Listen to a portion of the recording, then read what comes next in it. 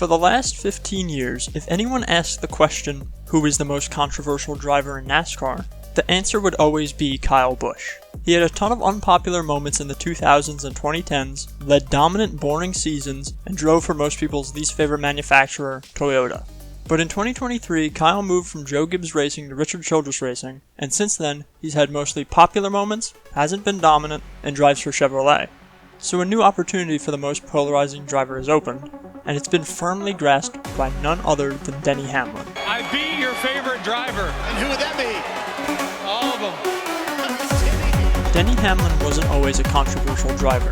In fact, his first win at Pocono in 2006 was pretty popular, and it was pretty impressive too. He was only a rookie and made a great comeback after blowing a tire and spinning in turn 2.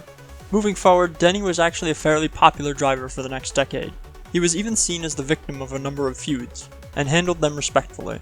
Twice in 2013, he butted heads with Joey Logano, and the majority of the fans took Hamlin's side in both incidents. Then again in 2014, he was wrecked by Kevin Harvick, showed his frustration on the track, and after the race gave a calm and collected interview. It's a misjudgment. I mean, he's a good driver. He knows better. He just made a mistake. But one corner at Martinsville in 2017 would completely and utterly change the course of Denny Hamlin's career. On a late race restart in a crucial playoff race, Denny was starting behind Chase Elliott.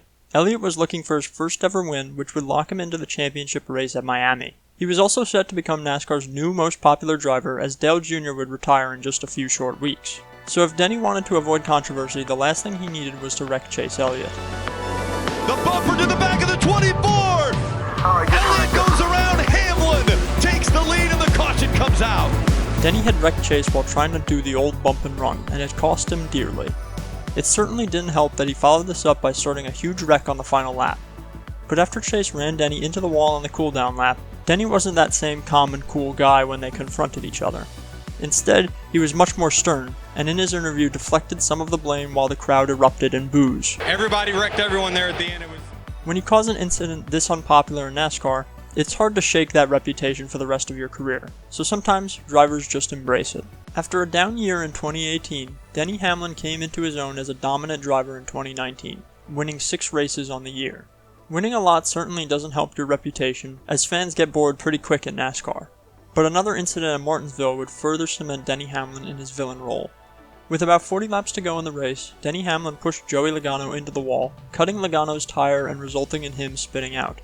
After the race, Logano confronted Hamlin and they got into a fight. Whenever there's a confrontation like this, there will always be debate about whose fault it was. I think this is the wrong question in this situation. Things aren't always black and white. Sure, Logano pushed Hamlin first, but then Hamlin chased him down in pride when he could have de-escalated the situation.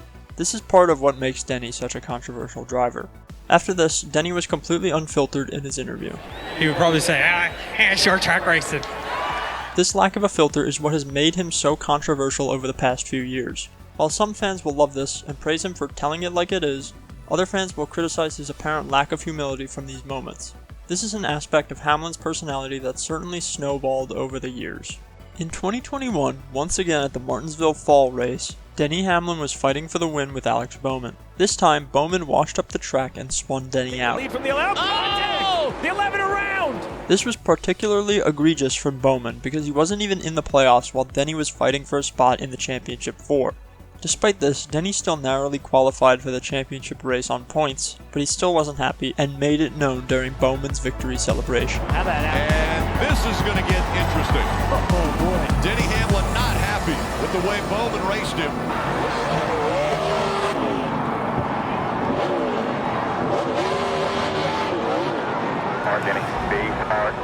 After this, Denny called Bowman an absolute hack, terrible, and the worst driver at Hendrick Motorsports.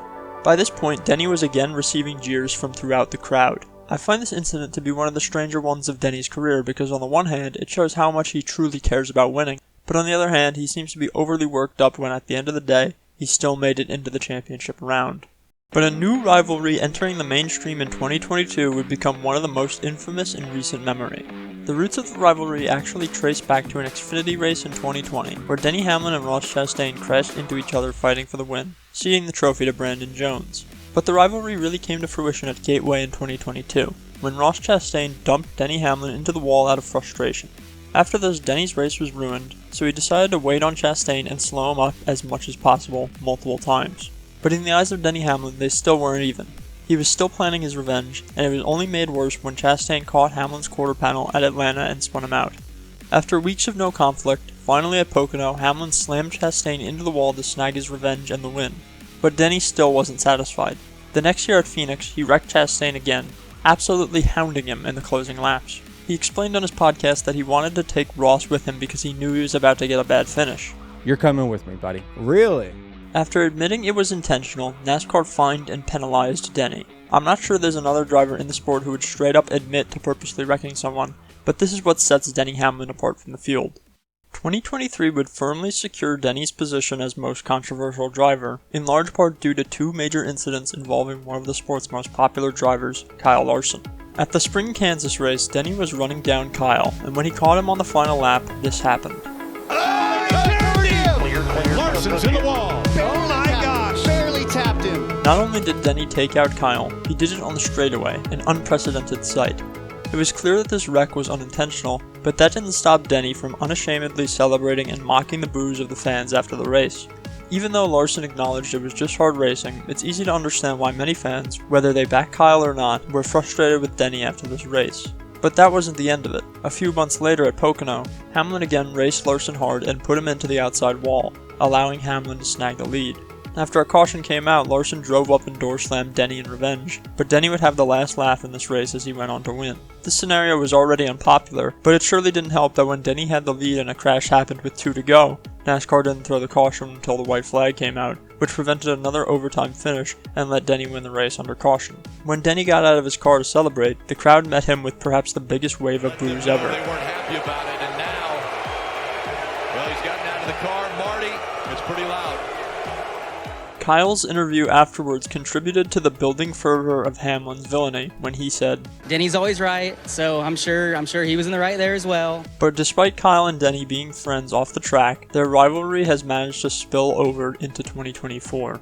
Towards the end of the race at New Hampshire Motor Speedway, Denny Hamlin ran Kyle Larson up the track and moved him out of the way. After this incident, Larson's spotter told him that he needs to be more aggressive with Hamlin and race him the same way he races you. Kyle didn't take too kindly to this in the moment, but the following week at Nashville, Kyle finally returned the favor to Denny, pushing him up the track for an extra stage point.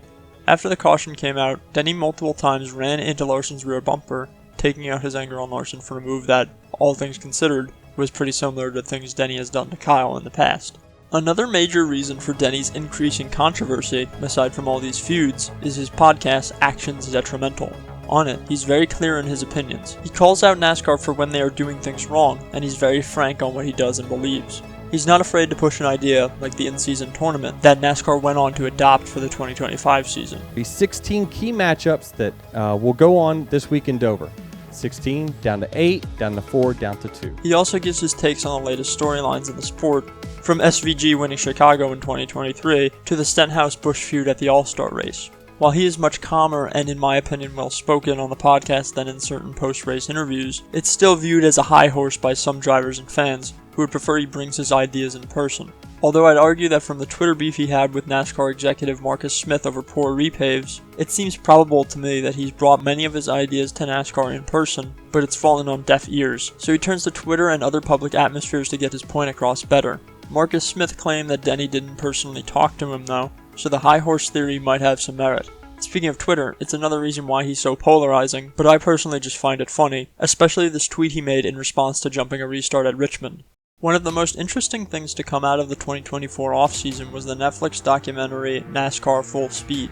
On it, Denny Hamlin is practically the main character, and his personality is made abundantly clear by the end of the first episode. He is all about winning, he wants to be successful, and he will brag about his success to the world.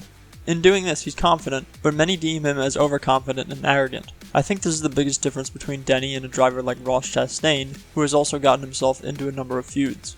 Ross can drive dumb at times, but he's never ruthless or unforgiving in these situations. Instead, he usually diffuses the situation even if he doesn't regret what happened on track. If I made a mistake, it's on me. Denny, on the other hand, since the incident with Chase Elliott in 2017, has stood his ground no matter what the context was, and naturally anyone who stands this firmly will develop great swaths of opposition because they tend to escalate instead of diffuse. In a sport with personalities that have become increasingly more bland and corporate, it's nice to have a driver that sticks out every once in a while. Despite this, even Denny Hamlin's father has admitted that his son can be a little arrogant at times, so it's clear why so many people have an aversion to him and don't appreciate his interviews. Regardless of whether you like him or not, there's no denying Denny Hamlin is still one of the best drivers in NASCAR. Close to the finish of the Daytona 500. Side by side, bouncing off each other. Unbelievable. Hamlin by an inch. For number 4, no side-by-side battle to the finish. This time, Denny Hamlin wins his second Daytona 500 and wins it for Coach Gibbs. Thanks for watching, everybody.